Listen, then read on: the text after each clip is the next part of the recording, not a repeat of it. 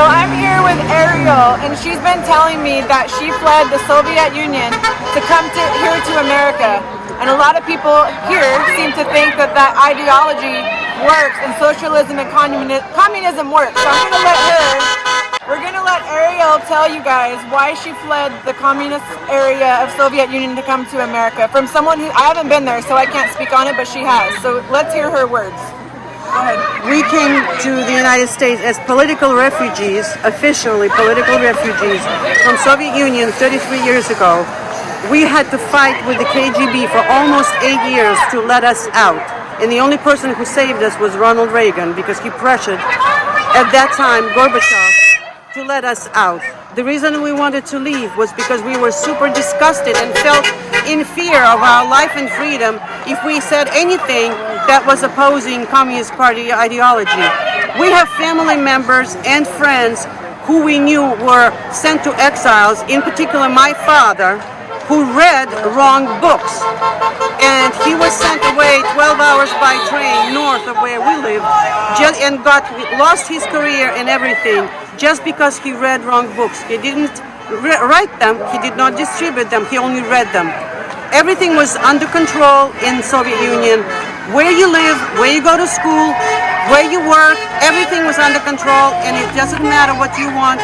It doesn't matter.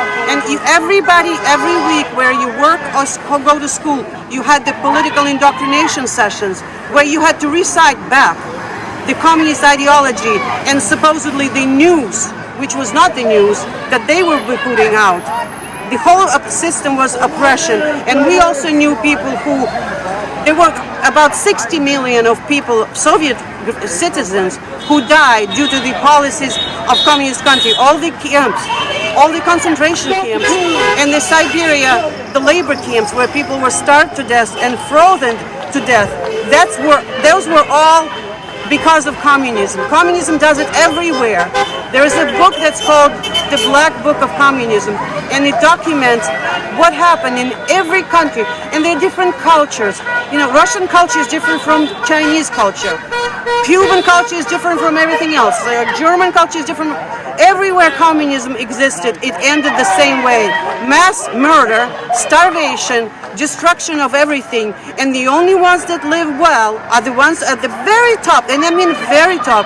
All of the people here in this country who are just fat cats and think that they will be spared, they're not going to be spared. Matter of fact, they may even be the first ones to go because they know too much of the background. So everybody needs to be in fear. It's a random terror, regardless of your gender. Well, there was no race, but anything else. You can be the smallest person in the world. You can be a little janitor in the school, and all of a sudden you disappear for no good reasons. That's why we could not live in that country anymore. We were willing to do anything, swim across the Baltic Sea, icy waters.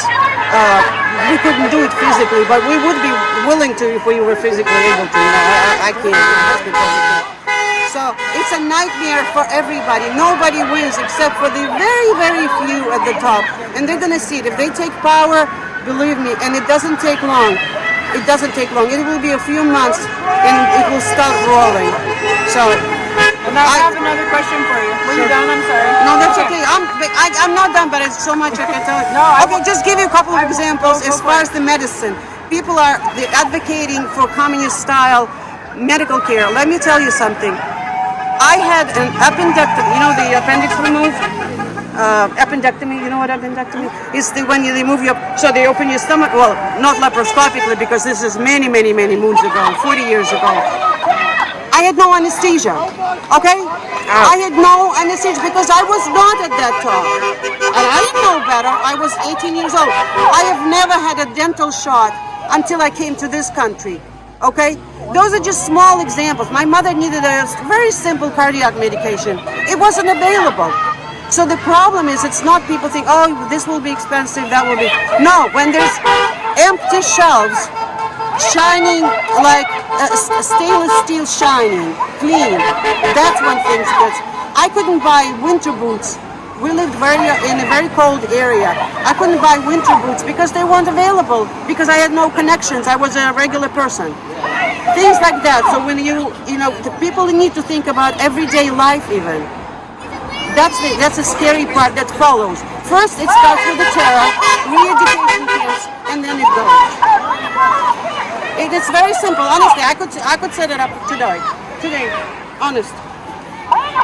I have a question for you. So with what the Democrats are pushing, as far as the democratic socialist policies, is it close to what you're saying? Yes, it's not democratic socialist, it's communism. No, they can fool anybody, but not us. The reason we can see it, unfortunately, I wish we weren't as knowledgeable, but because of our background, from the year 1 year old until you're dead, you're brainwashed, you are expected and obligated to recite back Marxism and Leninism. I know all the works of Lenin. We had 33 volumes in my parents' apartment, and I knew them all, not because I wanted to, because you have to. They make you read them and then teach back. So when we hear those Democrats calling it whatever, they can call it whatever they want. It's not. It's communism. It is total communism. That's the problem. And within less than a year, they were in complete control. What they did was this. First, they took control of communications. At that time, it was just newspapers and the telegraph. Okay, so that's 100 years ago. The second thing they did, they disarmed the population. The third thing they did, and this was all simultaneously. The third thing they disbanded the police. It wasn't called the police, it was called gendarme, but that's just the word, it's the same thing. And then the fourth thing, they emptied the prisons. Does that sound a little bit familiar to you? Yeah. It's all familiar. There's more, but this is just the beginning. And then what they did as far as the security, this is how they set up a terror machine. After the police was gone out of the way, they set up what they called Cheka means an extraordinary commission. And that Cheka set up Troika. It's called Troika. Means so there will be 3 people, let's say us 3.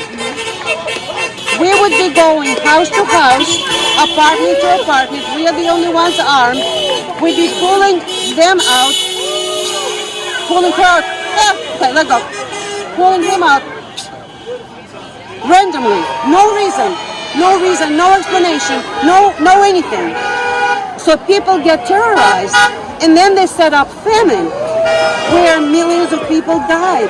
So when you're really, really hungry and you start baking your real own children in the oven, you're really oppressed. You ain't gonna be doing all this. You're just gonna be surviving the best way you can. It's very, very easy. It's so easy to do. I could set it up today. Give me a week, you'll all be compliant. My mother had a teacher before World War II. He disappeared because he said the wrong sentence. And the child reported to parents, and every third person was an informant. So like out of the, what are we, 6? Out of the 6 of us, 2 would be informants for the KGB. We don't know which ones. It could be you, it could be me. Whatever you say. That's how my father was sent into exile, because someone reported on him that he read the wrong book. It sounds like what AOC was saying about keeping people's Facebook posts and things, right? Yep.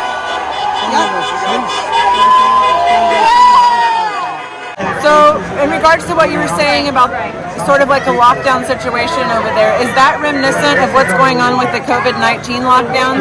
It's reminiscent. Like that? It's reminiscent in terms of that wasn't the reason.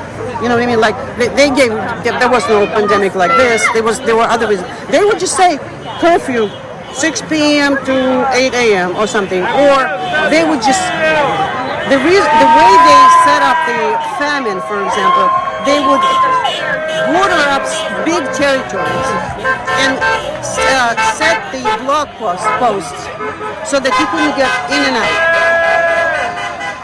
There's no reason why your area was set up versus my area. There's just, and then people start dying because there's no supplies. And that's how they got rid of a lot of undesirables. And along with the undesirables were millions of other people.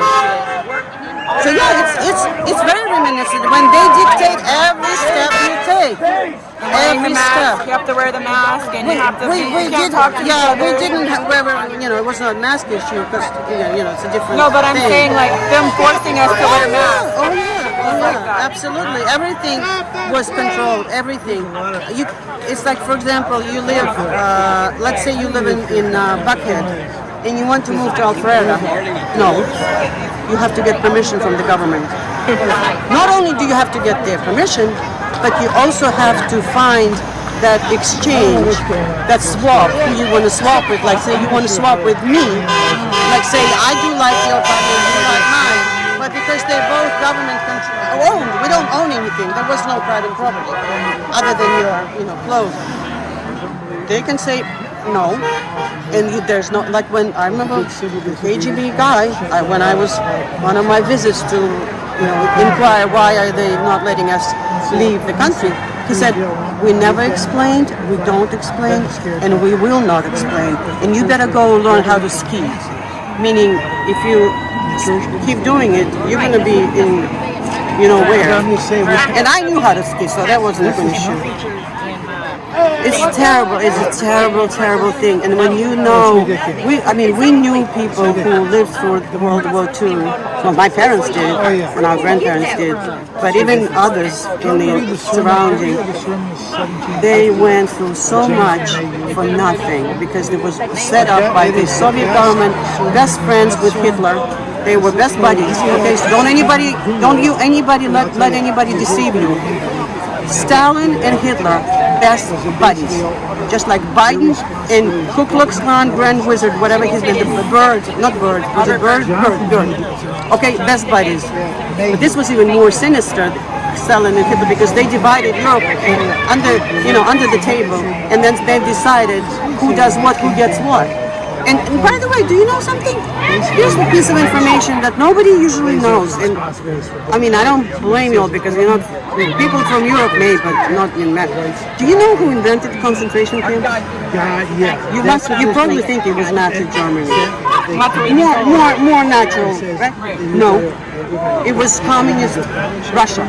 In 1926 was when they first organized the concentration camp for political prisoners. Up north from what is now St. Petersburg, which used to be at that time was Leningrad, on the island. That was the first concentration camp in the world. Okay, you ever heard of it? No. And you know why? Because the media in our education system will never report anything negative about communist system. All they say, Nazi, Nazi, Nazi. Nazis were not even close to the communists because Nazis, they were horrible. I'm not, condoning them, but if you compare, in our view, and this is not just us, most people who came from Eastern Europe, there is a murderer who robs the bank, kills that guy for money. But then there's a murderer who kills his own mother. It's a little different, right? That's how we distinguish the Nazis and the communists. The Nazis, their goal was to overtake the world, grab the property, grab the lands, all that kind of stuff, yes. But the communists were the first ones whose goal was to annihilate their own people. I wish I didn't have the background, honestly, it's a trauma, but that's why we're very scared. Thanks ladies, for doing it. No, you're welcome. I know it's tough for you, and it's tough, but speaking out. Yeah, thank you.